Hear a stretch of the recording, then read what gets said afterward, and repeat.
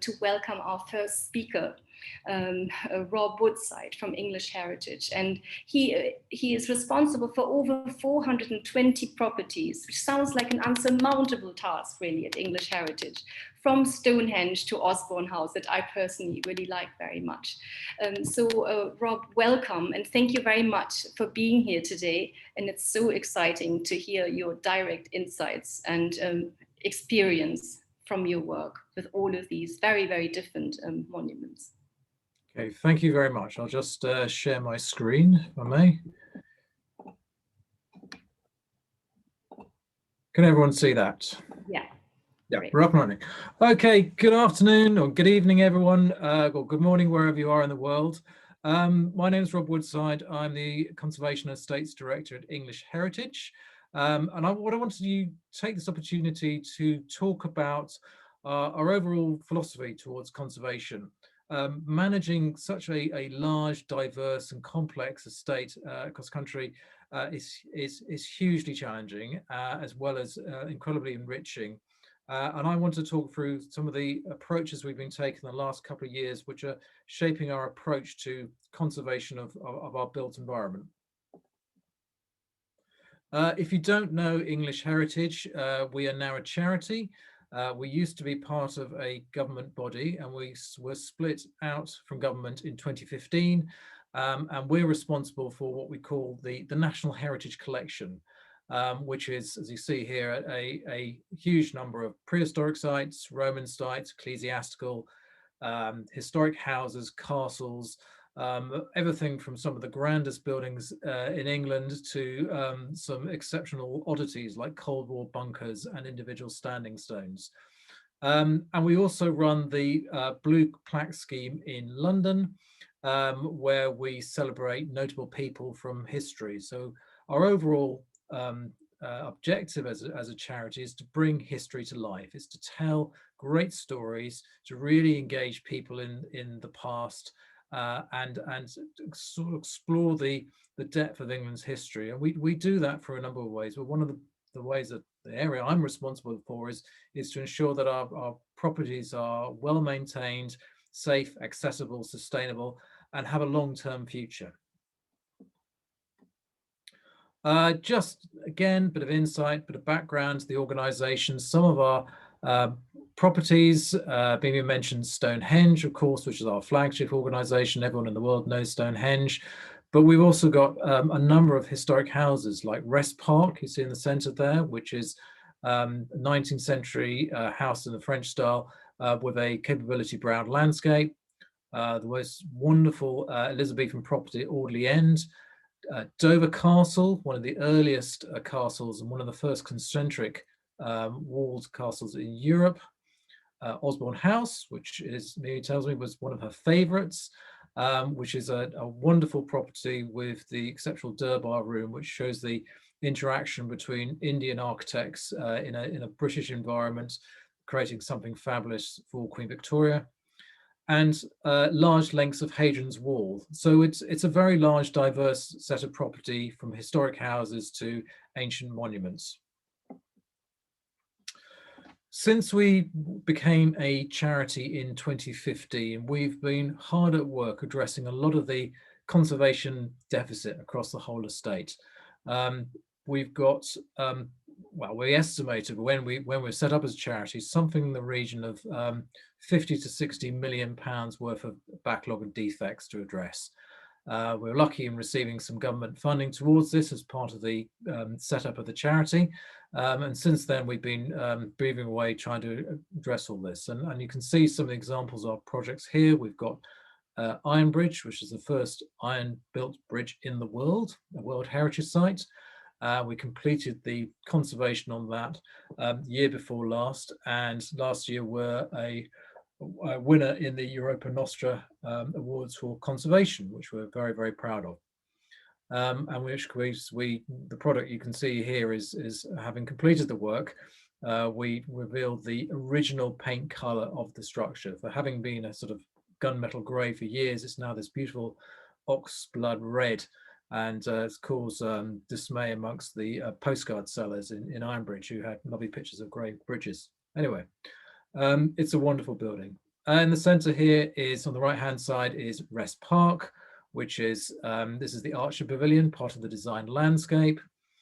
Byland Abbey in the left hand corner is an example of some of the work that we've had to do, just stripping back years of debris and growth and deposition across our stone-built monuments, which can lead to a lot of deterioration and structural issues across the piece. And the chap here peeling back the turf like almost like a carpet just reveals some of the depth of the challenge we've got on site. And the bottom right hand corner is Pevensey Castle down in southeast England, which includes some of the finest Roman walls north of the Alps, and a medieval castle. And we've just completed the 3-year project there to clear the site of invasive vegetation, consolidate the walls, reopen parts of the estate of the property, and welcome people back into it as well. And that's just the tip of the iceberg. So all well and good, and we are on track to address an awful lot of our work, but this picture here, which is Hurst Castle out on the south coast of England, actually is an illustration of some of the real challenges we face as an organisation. Hurst Castle lies on the end of a spit. It was built originally by Henry VIII. The central part of the monument is clear from the circular tower, and was expanded again in the mid-19th century to create a defence leading in from the Solent into Portsmouth Harbour. So strategically extremely important site. And it's a huge site. It's an absolute monumental monolith when you're up close to it. But as you can see on the bottom right-hand corner, even seemingly robust buildings like this are in fact vulnerable. And this is an event that happened only 3 weeks ago. We'd completed a series of refreshed coastal defences across the front of the Western Battery last year. And we were just about to start work on the Eastern Battery when, unfortunately, wind, weather, storm events just stole a march on us, and we saw a substantial collapse in the building of about 38 meters of the castle, 19th century castle wall. And what this shows is just, I think it's a sort of illustration of the vulnerability that a lot of our properties actually face, and symbolic, I think, of the challenge we're still going to face in English heritage in looking after this estate of over 400 properties. And one of the reasons this is so challenging is because many of our historic buildings aren't working and functioning as historic buildings should do. They don't have roofs, they're empties, they're shells. So if you've got examples like Hardwick Old Hall, which is a 16th century mansion in Derbyshire, famous for its internal plasterwork and architectural details, has long suffered from stone degradation, plaster fall, and is generally in a deteriorating condition. Another example of that is Whitley Court, which is the building that size now is the latest iteration, the 19th century. Again, roofless structure, very subject to stonefall and plaster loss. Sutton Starsdale, again up in in Derbyshire, beautiful site in the Peak District, standing again as a very exposed empty shell. And some of our buildings simply haven't had roofs or structures to them at all. So very high status Roman villa in Gloucestershire on the bottom right hand side, excavated sometime the earlier 20th century, some covering over the most significant bits of the mosaics, but suffering from exposure, frost damage, and animal burrowing. So these are examples of some of the challenge we face because our buildings aren't occupied, they're not able to work in the way that buildings should in terms of protecting interiors, managing internal environments. And so we face a perpetual challenge in terms of their ongoing maintenance. And there's lots we have to face up to in English heritage. I mentioned backlog. There's certainly always, in an estate this size and complexity, lots of work to be done. There's stuff that maybe should have been done a long time ago, but time, resources, and the rest of it means that levels of maintenance can't be upheld to what we want. And it's probably fair to say that the estate, which has been in the care of the government for well over 100 years, has probably never had enough money spent on it. There's probably never been a time when it's been in ideal condition, and there's always a challenge with our kind of properties. So we are facing deterioration. Some of our buildings are just the nature of the stonework is very fragile and vulnerable, and it tends to deteriorate. And we're just starting a project in Lincoln to try and address that on a major site there. Water ingress, very common factor when you're dealing with large scale historic buildings. Vegetation growth, which is something particular to managing ruins and castles. And of course, exposure. For example, the Hurst Castle gives a good example of exposure because we're right on the waterfront.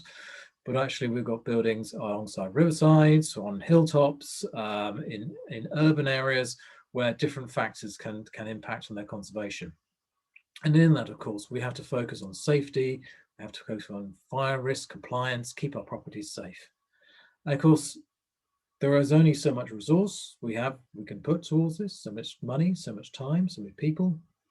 There's a skills gap, which actually limits the availability of people who can work on our properties. And increasingly, we're recognizing the challenge from climate change, which essentially is exacerbating a lot of the issues we're already facing. It's necessarily a new thing that will stand on its own, but it is going to drive a lot of the risks that we see even further. So some other examples of vulnerability.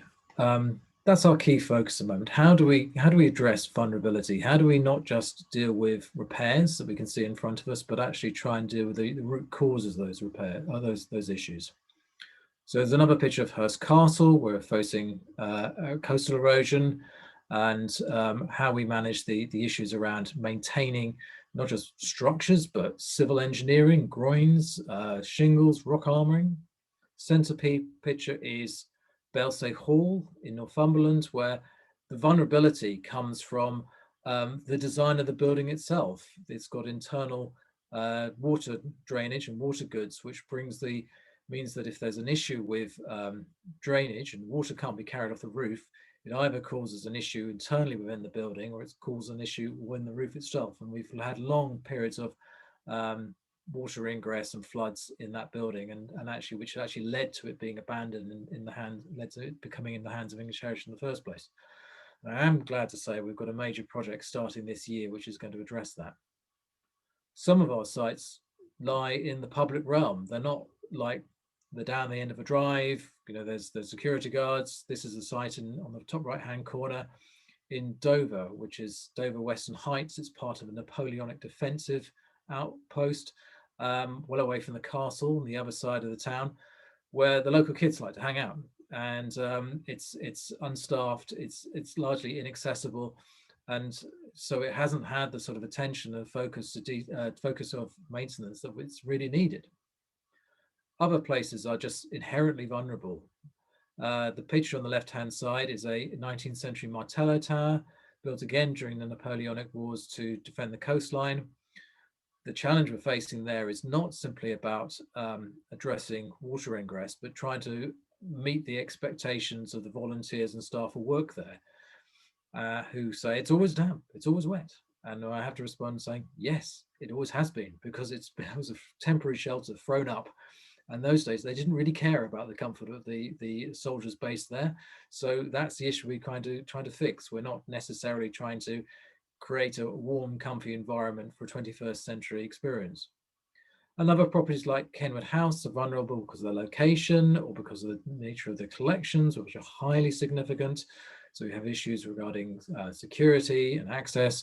And I've mentioned Sutton Sarsdale already, sort of the open, exposed, roofless monuments, which just asking for bits to fall off them. So how do we address this? How do we manage the priorities as English Heritage? What mechanisms have we got to target our greatest need and deal with our greatest liabilities? Because that's essentially what we're trying to do here. We're trying to reduce risk, reduce vulnerability, and we're trying to build the resilience of the whole estate.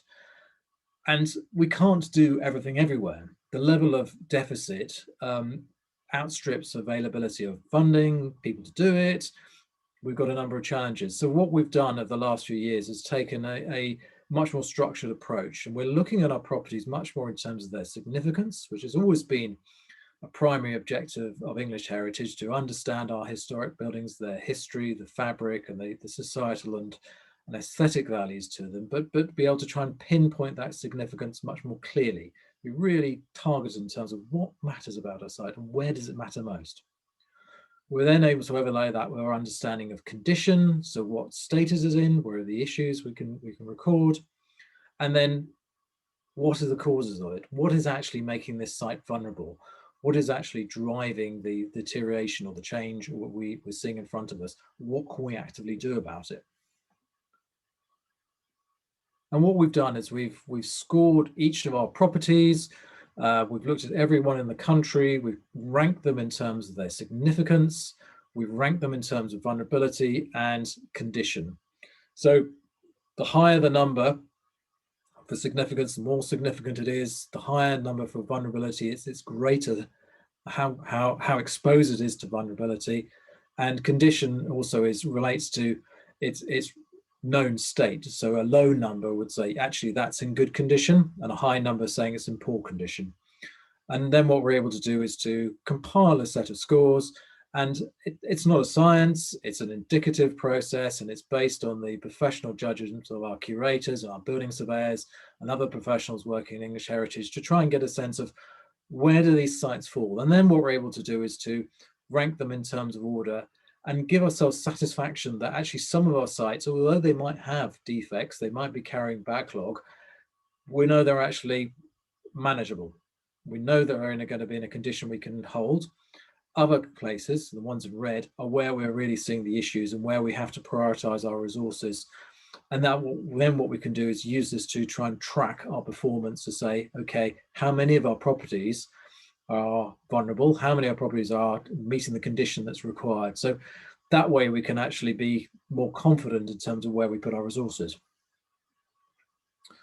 And when we've done that, we can make decisions about our approach, our conservation philosophy. Now, most of that is going to be like for like repair.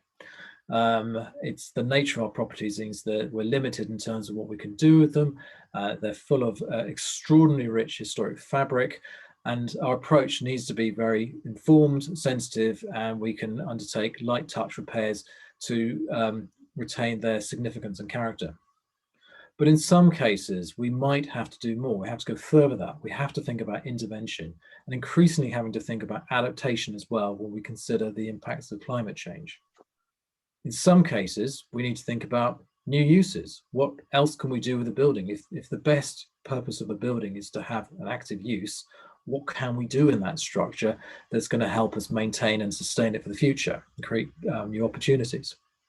And in some extreme cases and unusual cases, we may have to think about managed curated decline, where we've explored all options and we're not able to actually do anything to sustain a structure or parts of that building in the long term.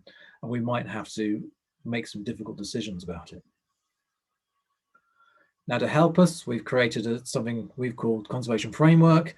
It's essentially a conservation management plan, but what we've done is really targeted and boiled down the essence of what a conservation management plan needs to do to look at where it really matters and how we prioritize our work.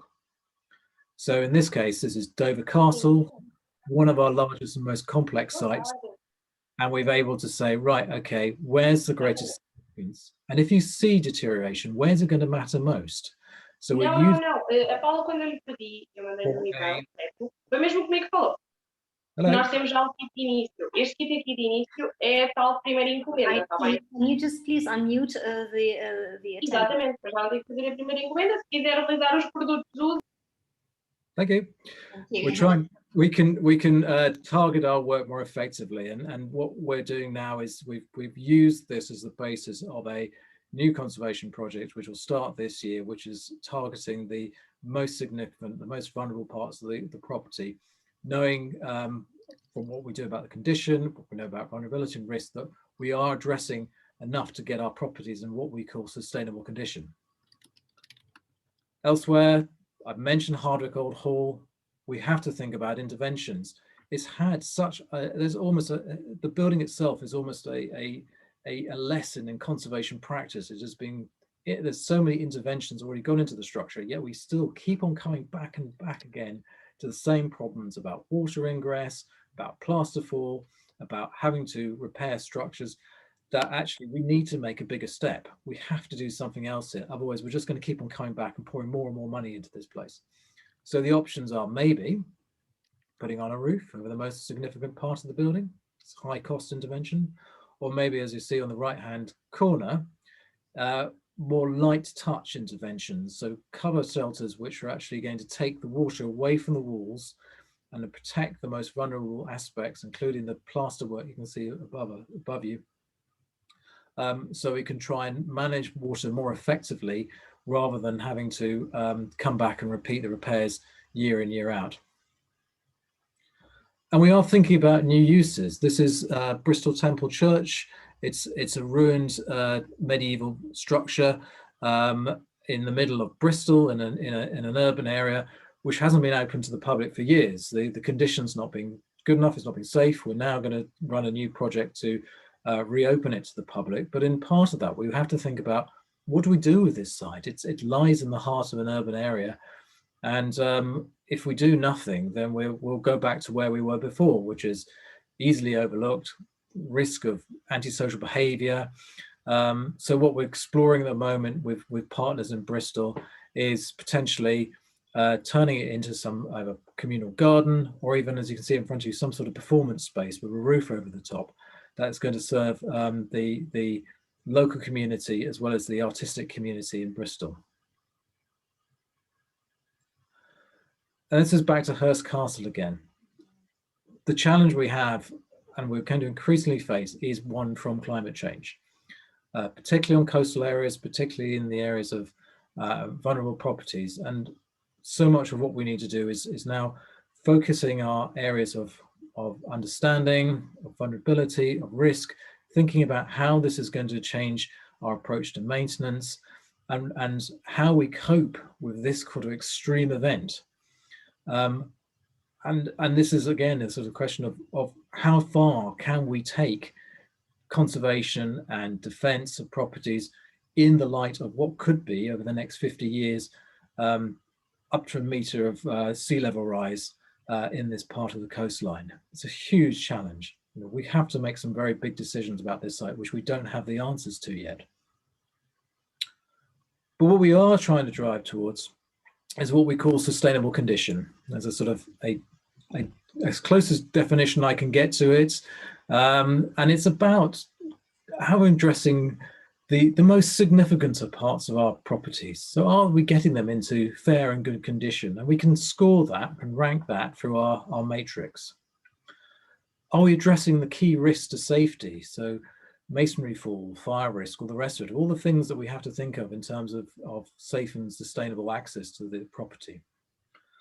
Are we addressing vulnerability? In some cases we can, in some cases we will never be able to completely eradicate the vulnerability, but actually some easy wins could be, as described in terms of Hardwick Old Hall, some sort of interventions in some of our roofless properties as well. And we just try and avoid the repeated expenditure of repair because we've actually addressed the problem, which is basically water ingress. And we're looking to see how we ensure our planned cyclical maintenance regimes are absolutely fit for purpose. So they follow through this philosophy. They're looking at all the needs of the properties. And then if we have any conservation defect or deficit, we can still continue to address it, but we'll do it through routine maintenance. It won't be through having to do more expensive projects, more cost-hungry, time-hungry work that we risk having to repeat in the future. We have to make sure that our maintenance regime, which is absolutely the heart of all this, in the best way we can.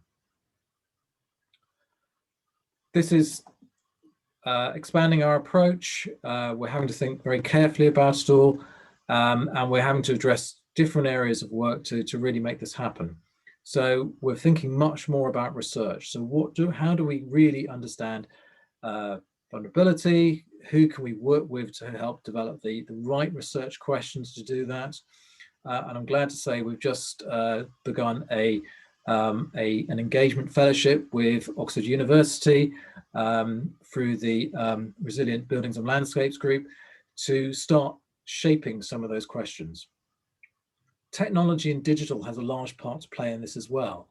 We already work closely with Historic England in terms of geospatial mapping and collecting the data on our properties, but we're using AI technology at Kenwood House to help us better understand how the building performs and how we can address issues like energy management, environmental management, risk issues through better understanding of use of data. And we're doing that in partnership with Ecclesiastical Insurance.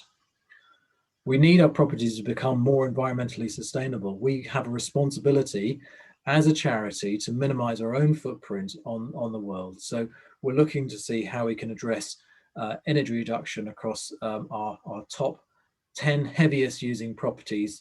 When I found out that 60% of all our energy use came down to 10 properties, it was a real sort of light bulb moment, and it was a real sense of, right, okay, it's very clear what we have to do here. We know there are 10 properties which we can make a real difference in terms of our energy use. And beyond conservation, thinking about our overall practice in terms of our visitors, our commercial outlets, our catering, our waste management, our use of vehicles. How do we become a more sustainable organization and work towards becoming carbon zero? And the final area of our strategy, really thinking about what we want to support the sector in the future, is thinking about skills training. Skills are so critical to caring for historic houses and historic buildings and monuments. And there are definitely gaps within the UK construction market. There are challenges in terms of getting apprenticeships up and running. There needs to be a step change in how we do that in the UK, and I hope that English Heritage can play a part in creating that. And we have, I hope, the best properties to learn from. But the structures in terms of how apprenticeships are run at the moment just don't know what we need to do. So we're challenging that. And we can't do it on our own. This is a big challenge. This is some of the issues we're dealing with, issues that organizations all around the world are having to face. And I'm really glad that we're starting to build up some great working relationships with government bodies, academics, commercial sector, groups in the UK and internationally to help us bring our thinking together, bring their expertise, bring their knowledge, but also for us to share what we do as well. We're very much treating our work in conservation with open arms. We want to be able to engage with different partners. We want to be able to learn from others and share what we do as well in supporting our global efforts for good conservation and sustainable development. And I want to leave you with my absolute favorite slide, courtesy of the Archaeological Survey of India. Sustain your heritage and feel glorious. Who wouldn't want to do that? So I'll leave you with that. Thank you. Fantastic, Rob. Thank you so much. Extremely insightful, lots of difficult questions. Of course, I'd really love to talk to you about the Water and Heritage Network. I think that's something you would find very interesting from ICOMOS Netherlands as well at a later stage. Thanks so